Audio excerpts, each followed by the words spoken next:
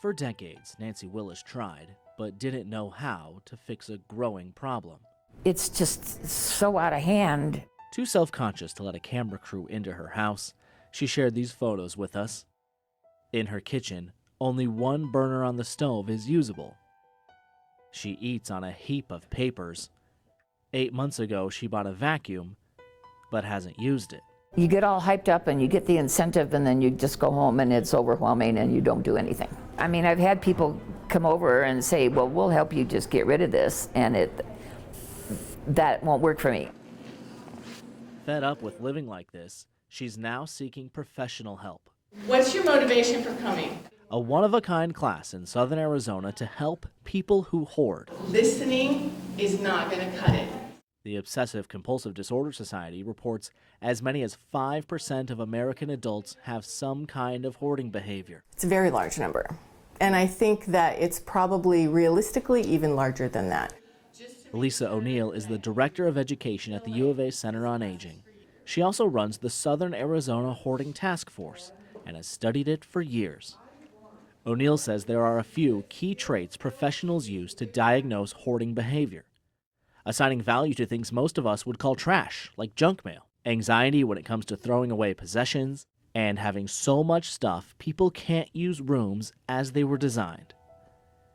Nancy hasn't slept in her bedroom in 17 years. Got a family room I've never used as a family room. I moved in there for a while and used it as a bedroom. O'Neill and her team teach people how to manage their hoarding because right now it's a condition that cannot be cured. Best case scenario is getting someone to recognize that they have an issue before they're in a crisis mode, before an outside agency has to step in. When people hoard animals, it is particularly unhealthy. Twice in the last 6 months, officers found nearly 50 cats living in unhealthy conditions in separate Tucson homes. Unfortunately, it's not uncommon here in Tucson, so we're just always sort of ready for the next one to happen. And when a fire starts in a hoarder house with tight pathways, it is drastically more dangerous for firefighters. Life safety is the #1 issue, and in order to make sure, we have to do a primary search, and that's getting in there as quickly as possible, doing that very, very quick search, and that's going room to room. Impossible to do that when you come across a hoarder house. Nancy knows this.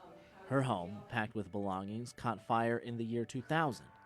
When she moved back in 3 months later, it was clean and clear, but not for long. And just 2 weeks ago, the piles on her stove caught fire while she was cooking, and Nancy used water from the sink to put out the flames, just in time.